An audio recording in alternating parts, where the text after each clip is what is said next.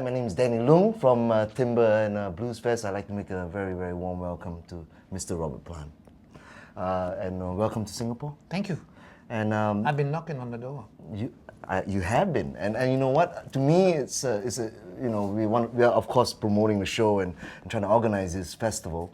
But to me personally, it's a historic moment for me, because obviously you about 20, 30 years ago, you tried to come in and finally we got you here. So how do you feel about being in Singapore? I feel exhilarated, and I must have become a really good guy since 20 or 30 years ago. I don't know what happened, what changed. Perhaps it's all those early nights.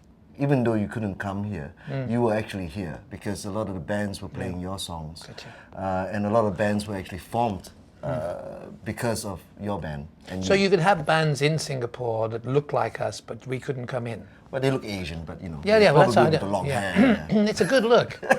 It is a good look, long hair. But how do you feel about that? I mean, in terms of influence, because it's the biggest influence is blues and rock and roll actually in Singapore. And they were playing to a lot of the military people that were based here in the clubs that had, Navy and British Navy as well as the American Navy. Well, I don't know, I mean, it's just everything's cyclic, and when you think about it, it's how did we get what we got? We got it from listening to a particular kind of music, which captivated an entire age group, an entire generation of musicians in Britain and the United States, particularly. I mean, and the effect was felt throughout Europe, throughout America, throughout the world. It was there was a sort of unexplainable drift and theme coming from the least likely place, from an impoverished, disenfranchised African American culture, which we had no understanding of. But it sent out these kind of ridiculous, sound waves and whatever they were to a generation of 15, 16-year-old kids. And in Britain, apart from the mainstream of popular music, which was following the same old, line, there was so much influence and so much, it was almost like a kind of hypnosis, really, that music. And so that's what it did. It affected us, and then we took it and messed with it. And when I think about what happened in America, it was probably a lot more, if you like, bona fide, because bands like Canned Heat and so on, and Elvin Bishop and Mike Bloomfield, all those people went out and they found those guys. A lot of the guys who hadn't worked for a long time, the country blues players from the Mississippi Delta, and brought them back into Newport Folk Festival, along with Bob Dylan and stuff like that. And then they came to Britain. There were a couple of German promoters who brought them to the United Kingdom with the younger guys at the time, Hound Dog Taylor and Muddy Waters, Howlin' Wolf, Little Walter, and Sonny Boy Williamson.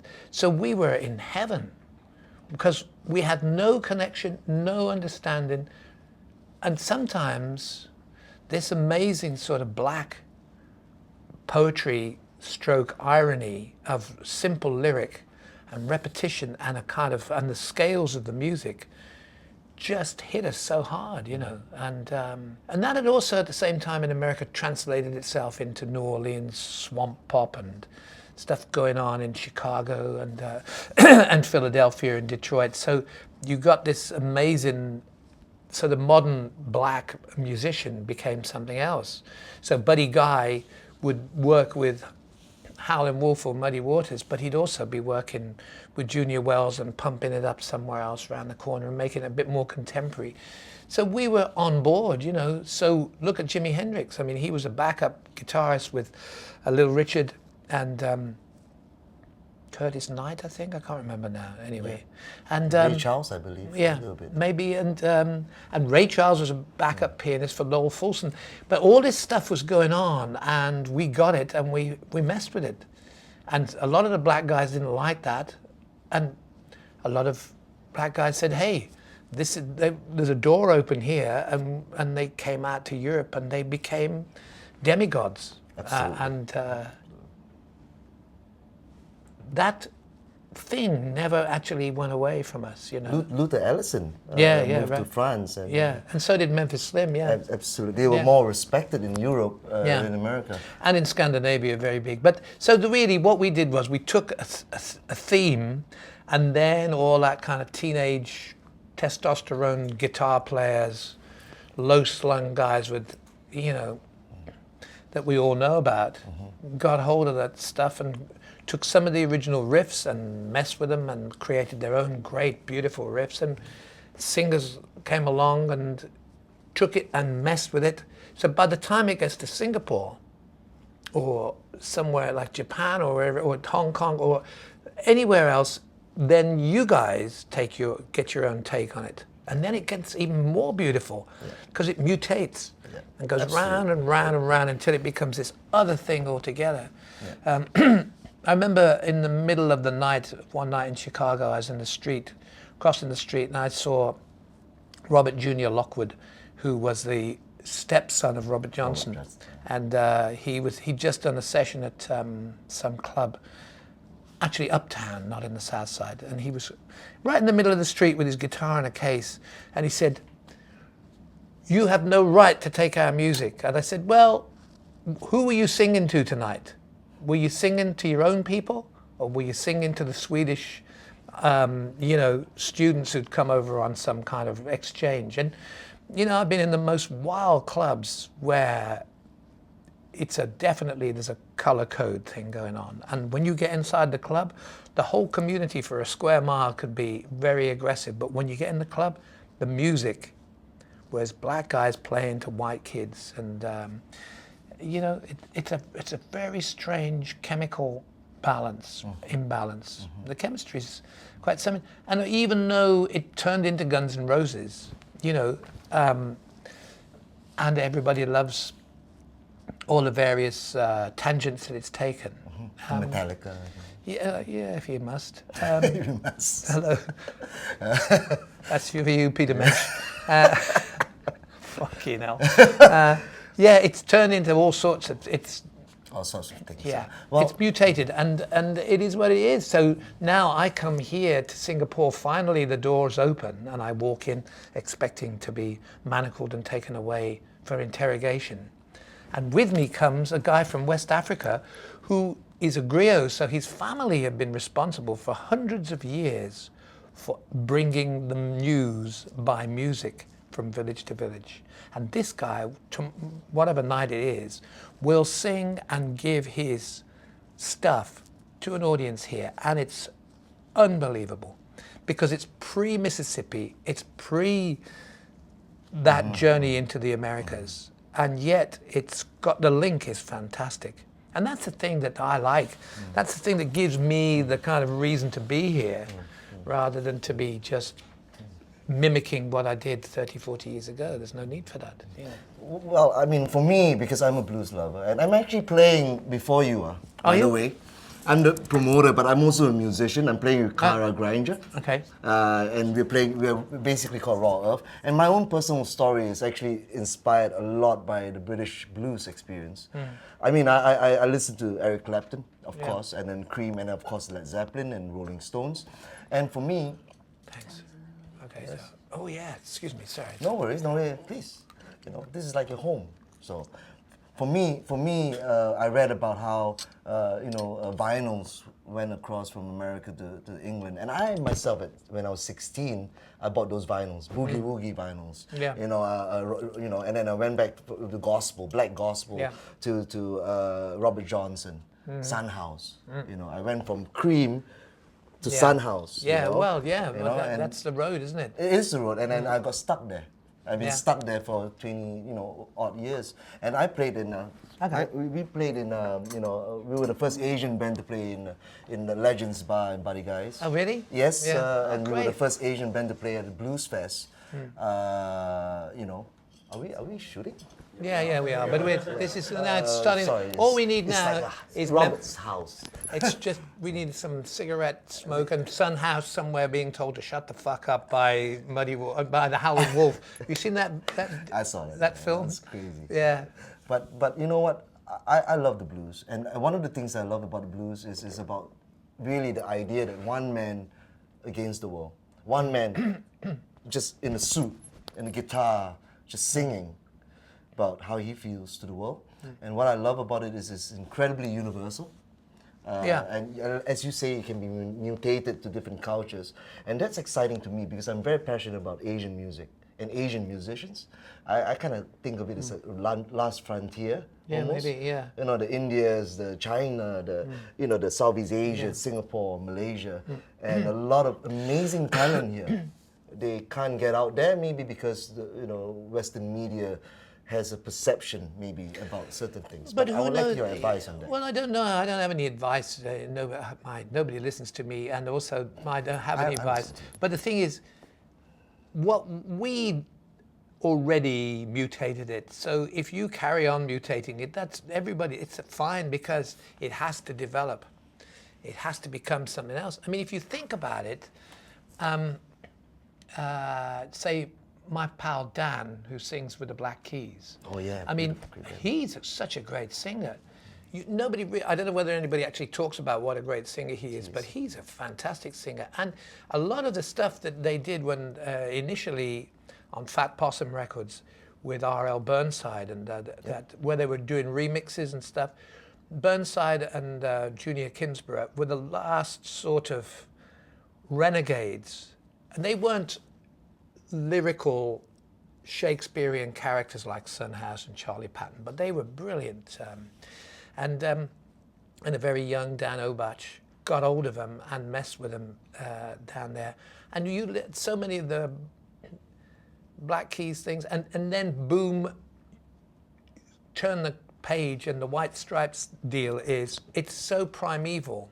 I know some stories about all that, but I'll keep those quiet. The primeval bit it's great because it didn't have a drum kit initially or a bass or whatever it was. It was Charlie Patton or Robert Petway or Tommy McLennan playing this stuff that stomping. Yeah, all the kids at school wanted to be in this kind of other world where it all made sense, where it wasn't white, clean and neat. And I wrote a song called White, Clean and Neat in 1987 or 8 or whatever it was, and it was all about how my parents had to make sure I didn't even know anything about that shit. Little Richard was about as far into that zone as you could go, and because it was quite intimidating for our parents to suddenly have a house full of music that they couldn't understand, and neither could we. We were just being visited by it, So it was great. So look what it's done for me. It's allowed me to write gentle songs. I listened a lot to doo-wop and Italian street singers and stuff like that in New York, or fado from Portugal, or whatever it is from Argentina. I listen to songs which have a particular scale, a musical scale, which is not particularly joyous.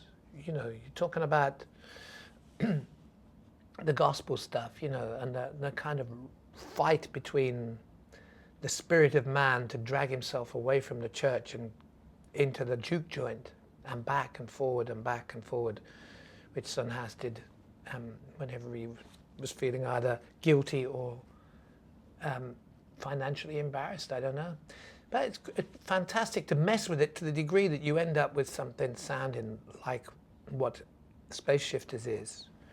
Because we do a version of Spoonful, which is just so far out. I mean, it's just, and that began in 1932 with Charlie Patton singing Spoonful. And then the Wolf got hold of it, and now we've just put it into the blender, pushed the button. And, it's good stuff. It won't leave me. Well, would you be interested to look into projects where you involve Asian music in some ways, maybe in the future? Do you see that happening? Collaborations of more, because what you about for me is inspiring is that you collaborate a lot. Yeah. You have all kinds of musicians working with you. It's always an evolving thing with you, Yeah. and I have a lot of respect for that because you're actually taking different musicians, different styles, and bringing it together. It almost looks like a United Nations of music sometimes. Yeah, but you know what I don't like is I don't like it to get too fancy and too charming. Sure. I like it to have the edge that I believe in, the kind of the brittle abstraction that stops it from being coffee table music. Because when Justin, who's one of the ringleaders of our orchestra here, when I went with him and Skin and my boy to Timbuktu, I sang in the desert with Ali Farka Touré one night around a fire, and it was amazing because it was the most beautiful, soft, dulcet voice sitting out in the dark, just playing an acoustic guitar, but it was so beautifully blue, and there was just they'd gone off somewhere with a truck and come back with some wood and made a hole in the sand and created a fire, and we just sat around for hours singing. And when he nodded to me as if to say, okay, now you sing, I mean, it was like one of those moments where you say, how did I get here? I'm singing an American black blues part to a guy from Mali.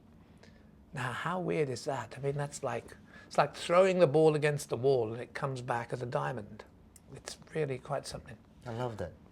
Really, thank you for spending some time with me. Well, I wish you well. Well, we wish each other well because it's Thursday. We've got, of course, Robert Plant and Sensational Space Shifters. But just before you go, just maybe you could just do us a favor and just maybe have a word for Singapore fans and a little bit like, what to expect tomorrow. What do you expect tomorrow? Well, I expect nothing at all because nothing's happening tomorrow. Oh, sorry, Thursday. Yeah, what does he expect on Thursday? Well, who can tell? If he doesn't know what day it is, one has to be a little bit worried that he may actually arrive at the concert just a little bit before everybody else. He'll have a fantastic set. He can play all fucking night as far as I'm concerned because that will be fine.